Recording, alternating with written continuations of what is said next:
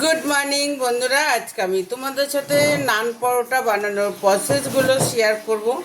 আর টিফিনে আজকে আমি নান পরোটা বানাবো, তো ভাবলাম যে আমি আমার বন্ধুদের সাথে শেয়ার করি, তাই আমি চলে এলাম শেয়ার করতে। দেখো, আমি এই বাটির এক বাটি দই নিয়েছি। দইটা আমি আগেই নিয়ে নিয়েছি।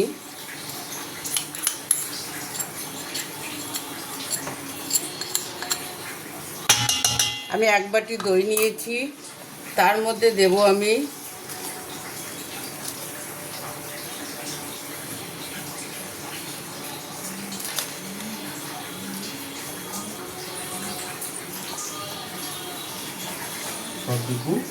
Baking powder. দেখো, যেহেতু আমি 250 গ্রাম দই নিয়েছি, তাই জন্য আমি 1 চামচ বেকিং সোডা নেব।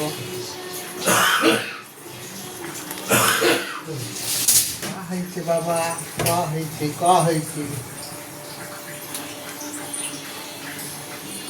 1 চামচ আমি বেকিং সোডা নিলাম।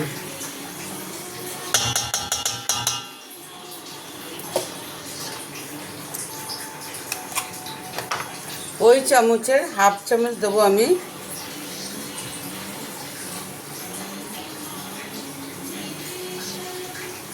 Baking soda. আগেরটা আমি বেকিং পাউডার দিয়েছি, এটা আমি হাফ চামচ দেব বেকিং সোডা। দেব স্বাদ মতো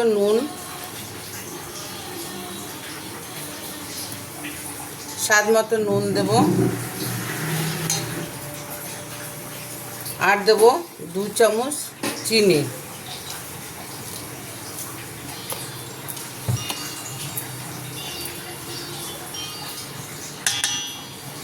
আর আমি 2 চামচ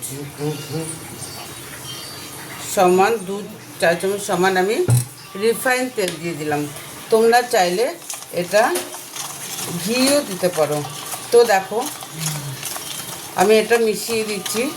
এর মধ্যে কিন্তু বাবুল হওয়া শুরু হয়ে গেছে, তার মানে বেকিং সোডা আর বেকিং পাউডারটা এর মধ্যে কাজ করা শুরু করে দিয়েছে।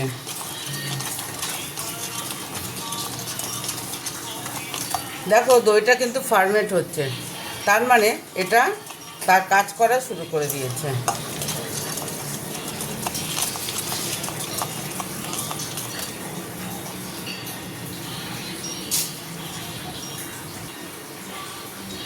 যেহেতু আমি এটার 1 বাটি দই নিয়েছিলাম, ওই জন্য আমি ওইটাতে মেপে 3 বাটি ময়দা আমি চেলে রেখে দিয়েছিলাম। এবার দেখো, দইটা কিন্তু আমার ফুলে গেছে, তো এর মধ্যে আমি আগে ময়দাটা দেব। এখনই কিন্তু আমি জল ব্যবহার করব না।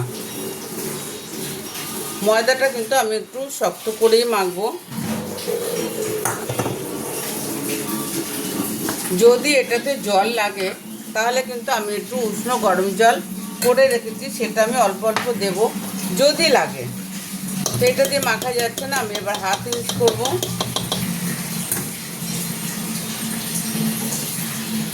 খুব নরম কিন্তু করব না, আমরা একটু শক্ত করে মাখবো, নাহলে কিন্তু পরে এটা আরও নরম হয়ে যাবে।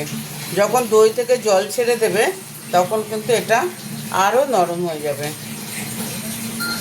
তো জল আমার লাগলো না।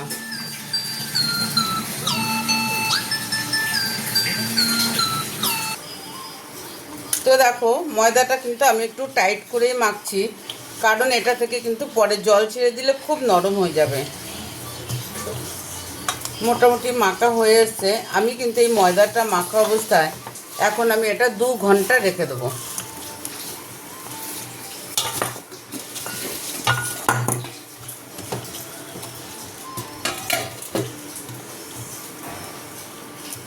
দেখো, আমার ময়দাটা কিন্তু মোটামুটি মাখা হয়ে এসছে।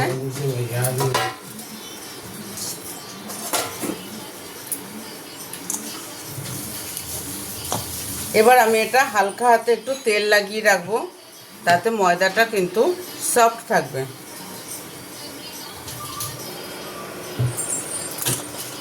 আমি একটু হালকা তেল মাখিয়ে রেখে দিচ্ছি।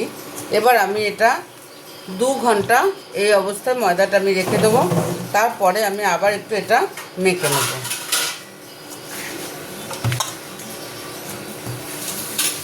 ময়দাটা মেখে কিন্তু একটু গরম জায়গাতে রাখবেন। যদি হট কেসে রাখতে পারো খুব ভালো হয়, নাহলে পরে মাইক্রোওভেনের ভেতরেও রাখতে পারো বা এমনি রেখে দিতে পারো। তবে একটা ঢাকা দিয়ে রাখবে যাতে বাইরের এয়ারটা না ঢোকে।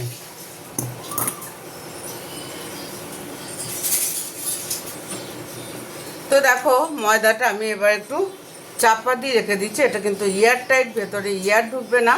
তো আমি এটা 2 ঘন্টায় রেখে দেবো। এখন আমি তোমাদের সাথে শেয়ার করব, এর সাথে আমি চানা বানাবো। তো সেটা আমি শেয়ার করি, চলো। হ্যালো বন্ধুরা, ময়দা মাখাটা তো তোমাদের দেখিয়েছি। এবার আমি সেই নানের সাথে বানাবো চানা।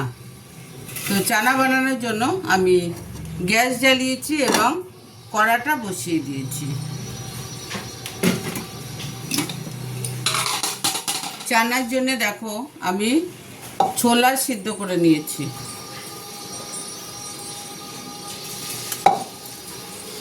তো আমি কড়া গরম হতে দিয়েছি।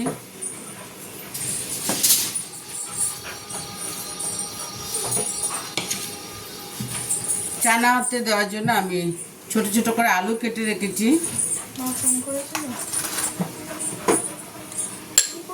মশলা করে রেখেছি আদা, রসুন, কাঁচা লঙ্কা।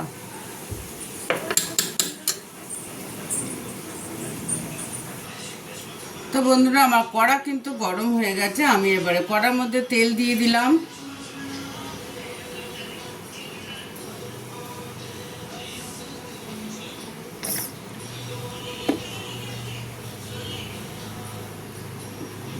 গ্যাসের আঁচটা সিম করা ছিল, আমি একটু বাড়িয়ে দিলাম।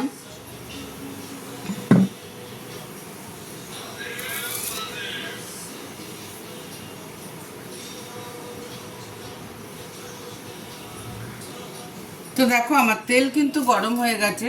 আর এটাতে দেওয়ার জন্য রেখেছি আমি একটু তেজপাতা ছিঁড়ে টুকরো করে রেখেছি, সেটা দিয়ে দিলাম। আর একটু গোটা গরম মশলা রেখেছি, সেটাও আমি দিয়ে দিলাম।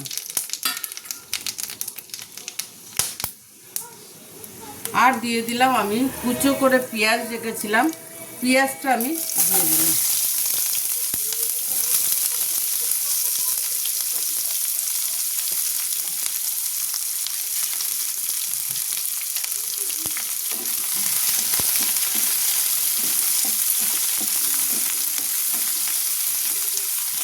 তো পেঁয়াজের কালারটা একটু ব্রাউন হয়ে গেলে আমি এর মধ্যে আলু কুচি রেখেছি, সেগুলো কিন্তু আমি আস্তে আস্তে দিয়ে দেবো। তো দেখো আমার পেঁয়াজটা কিন্তু ব্রাউন কালার হয়ে গেছে। এবার আমি দেখো আলু কুচি রেখেছিলাম, সেই আলুগুলো আমি দিয়ে দিলাম।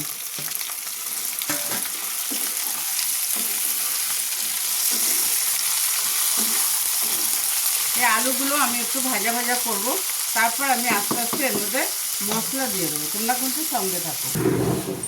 তো দেখো আমার আলুটা কিন্তু কালার চেঞ্জ হয়ে গেছে, মোটামুটি ভাজা হয়ে গেছে আমার আলুটা। এবার আমি আস্তে আস্তে এটার মধ্যে, তো দেখো আলুটা কিন্তু ভাজা হয়ে গেছে। আমি এবার এর মধ্যে মশলা দিয়ে দেবো। এর মধ্যে আছে আদা, রসুন আর কাঁচা লঙ্কা, এটা আমি দিয়ে দিলাম। আমি পরিমাণ মতো নিয়েছি। আর দেব হলুদের গুঁড়ো, লঙ্কার গুঁড়ো আর জিরে গুঁড়ো, এটাও আমি দিয়ে দিলাম।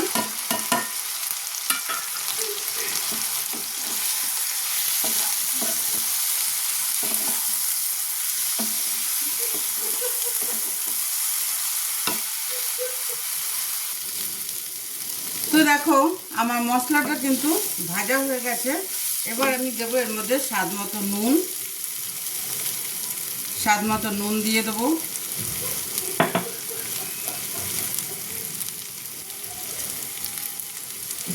আর দেবো স্বাদ মতো একটু চিনি দিলে কি হয়, সব কিছু পরিমাণটা যদি সমান সমান থাকে তবে কিন্তু তার টেস্টটা অনেক ভালো হয়।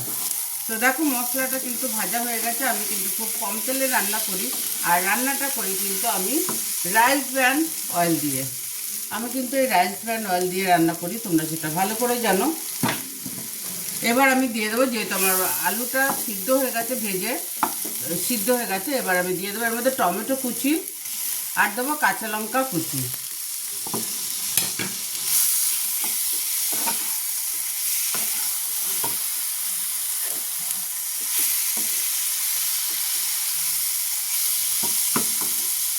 এবার আমি এটা একটু ঢাকা দিয়ে দেব, কারণ টমেটোটা একটু নরম হওয়ার জন্য আমি রেখে দিলাম।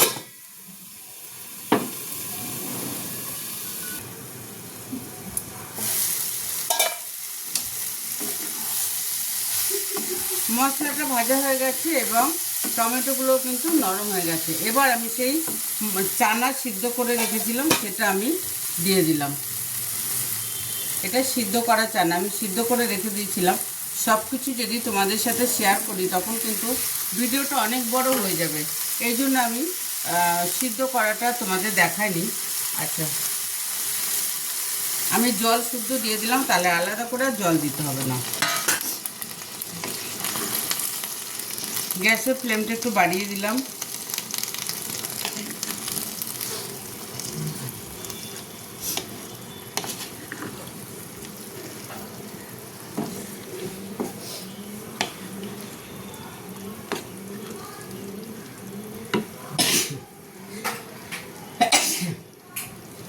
সরি।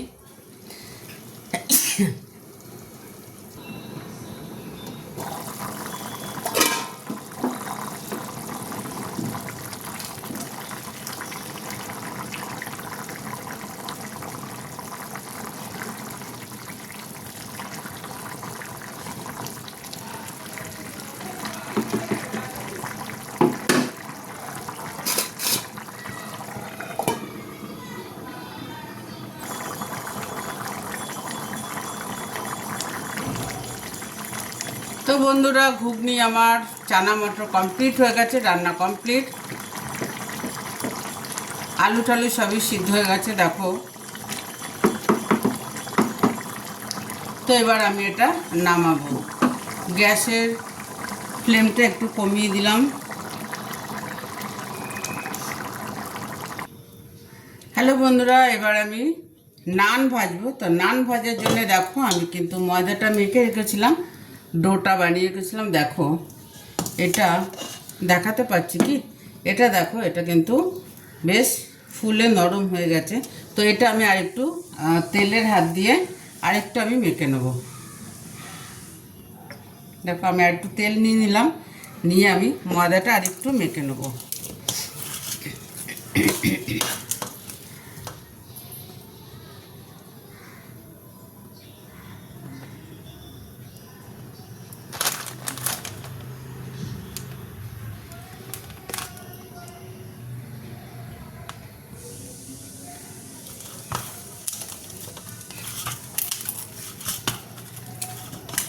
তো দেখো ময়দাটা কিন্তু আমার সুন্দর মাখা হয়ে গেছে।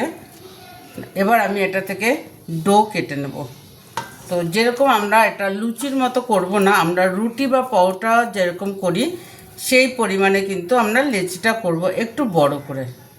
এইভাবে আমরা ডোগুলো বানিয়ে নেব।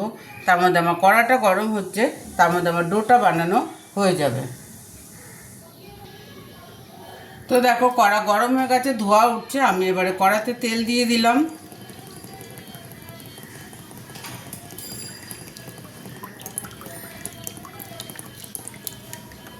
দুশো গ্রাম পরিমাণ মতো আমি তেল দিয়ে দিলাম।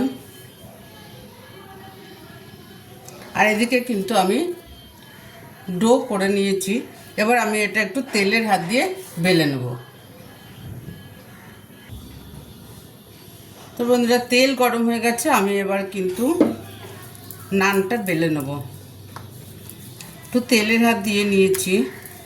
নানটা বেলতে একটু অসুবিধাই হয়, আর নান কিন্তু কেউ কোনোদিন একদম গোল বেলতে পারে না, কারণ এটা এতটাই নরম হয়ে থাকে, তো বেলার সময় বেঁকে যাবে।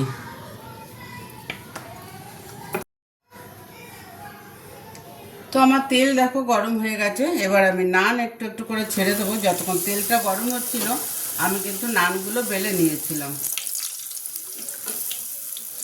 গ্যাসের ফ্লেমটা একটু কমিয়ে দিলাম।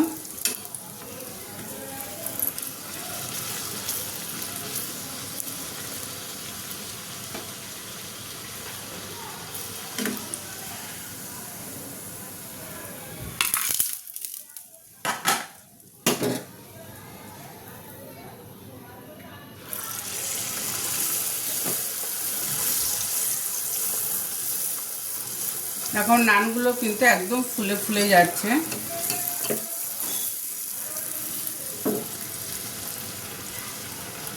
দেখো প্রত্যেকটা নান কিন্তু আমার একদম ফুলে যাচ্ছে, কারণ একটাই ময়দা মাখাটা খুব সুন্দর হয়েছে এবং সব কিছুই পরিমাণ মতো হয়েছে।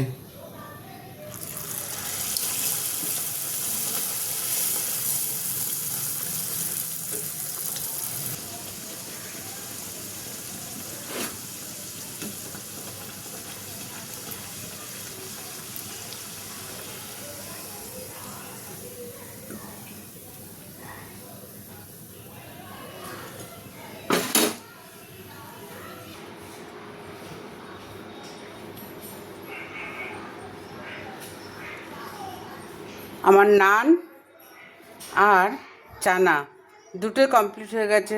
তোমাদের ব্রেকফাস্ট রেডি। ঝটপট করে তোমরা ব্রেকফাস্ট করে নিও। তার সাথে কাঁচা লঙ্কা আর পেঁয়াজ দিয়েছি, যার পছন্দ অবশ্যই নিয়ে নিও।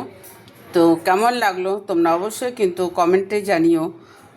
নান পরোটা আর তার সাথে চানা মশলা আজকের ব্রেকফাস্ট তোমাদের জন্য দিলাম। ঝটপট করে খেয়ে নাও আর টেস্ট করে অবশ্যই জানাবে কেমন হয়েছে। সবাই ভালো থেকো, সুস্থ থেকো, দেখা হবে পরের ভিডিও।